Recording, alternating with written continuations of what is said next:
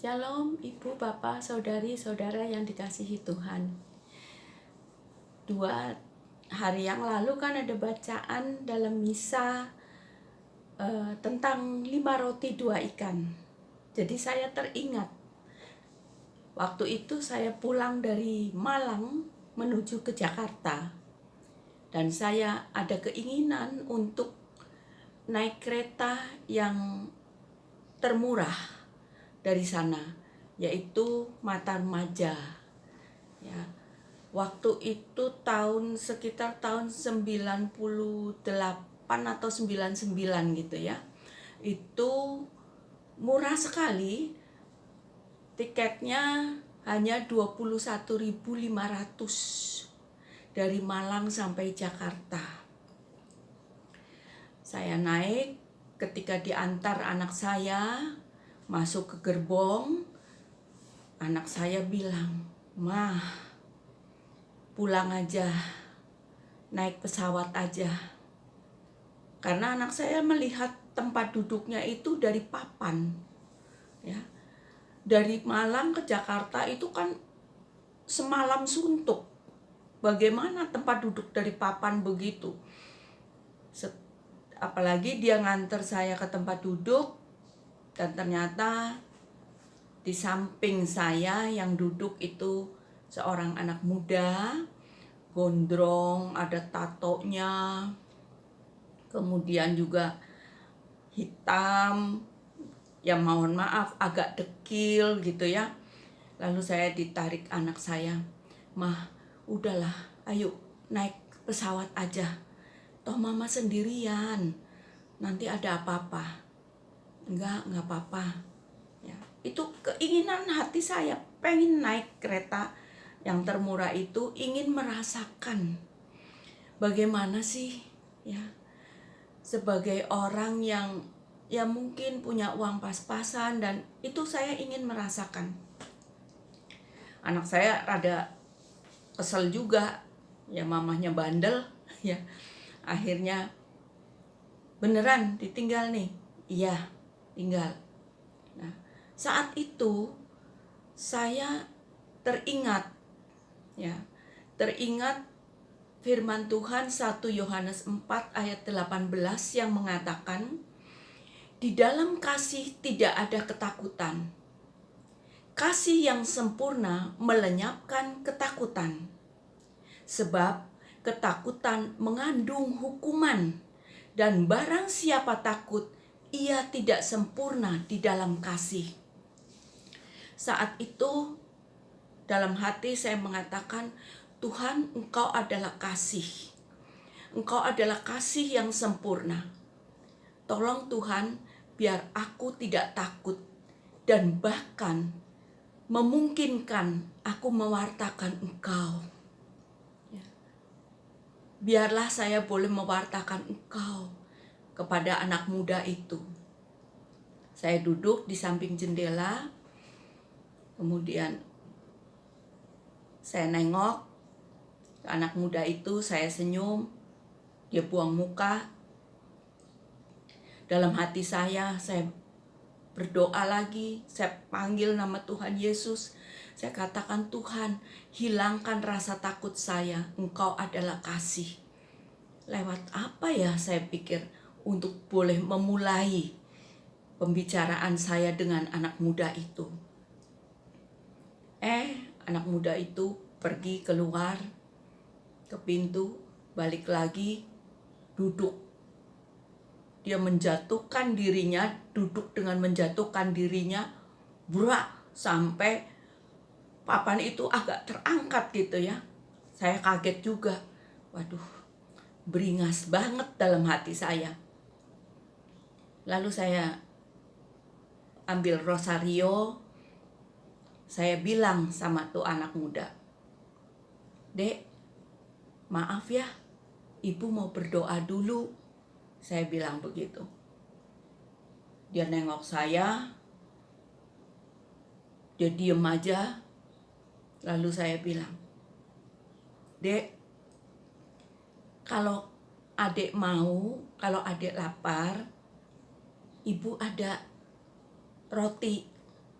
nih ada roti, ya, bisa ambil sendiri di tas ini. Enggak, dia jawab, enggak. Saya sambung lagi, rotinya isinya daging, ya, ada yang sapi, ada yang ayam. Nanti kalau mau ambil aja, banyak kok rotinya, saya bilang begitu. Bukan 5 roti, 2 ikan, bukan, banyak rotinya, saya bilang. Ya, lalu saya berdoa. Dia keluar lagi, ya, kereta sudah mulai jalan, kira-kira jam 2 berangkat dari Malang, jam 2 siang. Kereta jalan, kemudian dia balik lagi, duduk lagi. Dia liatin saya nengok. Ada apa? Doa kok bisa ngomong? Ya, doa kalau ada yang mau dilayani ya tetap melayani, saya bilang begitu. Kamu ada perlu apa? Tadi bilang ada roti. Oh iya, silakan ambil aja. Dia ngambil 1, dia bawa keluar. Malu kali ya makan di samping saya. Dia balik lagi. Dalam hati saya nih, paling mau nambah, ya. Akhirnya dia balik lagi. Bu, boleh ambil 1 lagi? Boleh, silakan. Ya. Saya belajar nggak pelit dong, ya. Kan tadi udah inget bahwa kasih yang sempurna melenyapkan ketakutan. Nah, ini awal dari bisa berbicara. Siapa tahu saya bisa mewartakan Tuhan Yesus. Ya. Akhirnya dia ambil lagi, dia keluar lagi, kemudian dia duduk. Nunggu sampai saya selesai doa, saya bikin tanda salib, lalu dia bilang, Ibu mau turun di mana?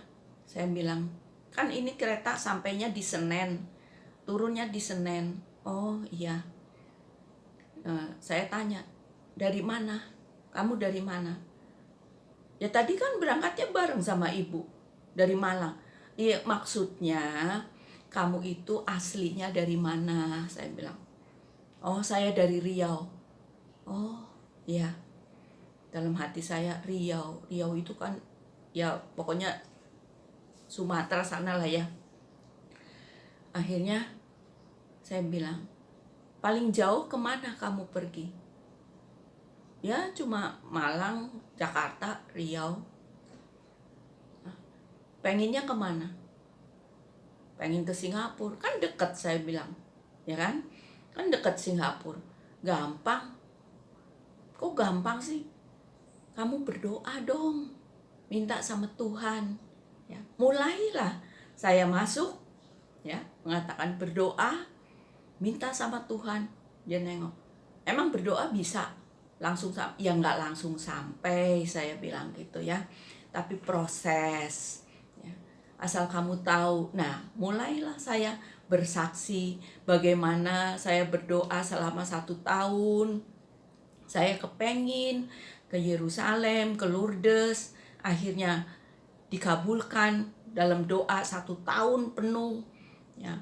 Dan perginya juga nggak tanggung-tanggung, sama suami, sama 2 anak. Dia bengong, lalu saya ceritakan, ya, entah saya ceritanya salah atau enggak, pokoknya dia kan nggak tahu di Yerusalem itu ada apa.